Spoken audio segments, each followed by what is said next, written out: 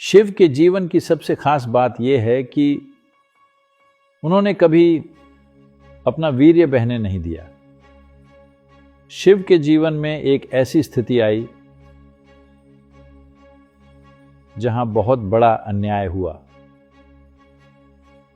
जिसकी वजह से उनकी पत्नी सती उस अन्याय की शिकार हुई और उन्होंने खुद को आग के हवाले कर दिया। जब उन्होंने ये सुना, वो कुछ करना चाहते थे, पर उनका एक हिस्सा इतना स्थिर था कि वो कुछ करने की स्थिति में नहीं थे। तो उन्होंने अपने सिर का एक बाल उखाड़ा और वीरभद्र को बनाया। वीर का मतलब है एक बहादुर इंसान, एक साहसी इंसान। ये वीर शब्द असल में वीर्य शब्द से आता है। वीर्य का मतलब है वो बीज जिससे एक मनुष्य जन्म लेता है।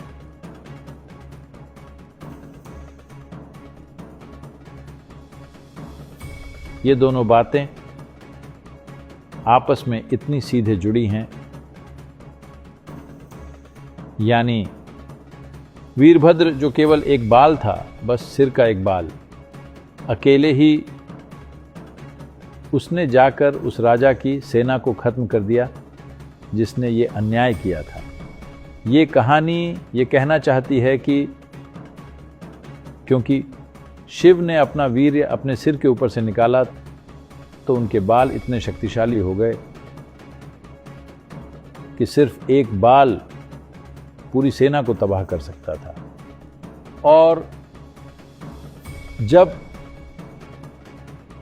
कोई मनुष्य ऐसा होता है कि वो प्रजनन क्रिया में शामिल नहीं होता, तो स्वाभाविक रूप से शरीर से उसका जुड़ाव बहुत कम हो जाता है।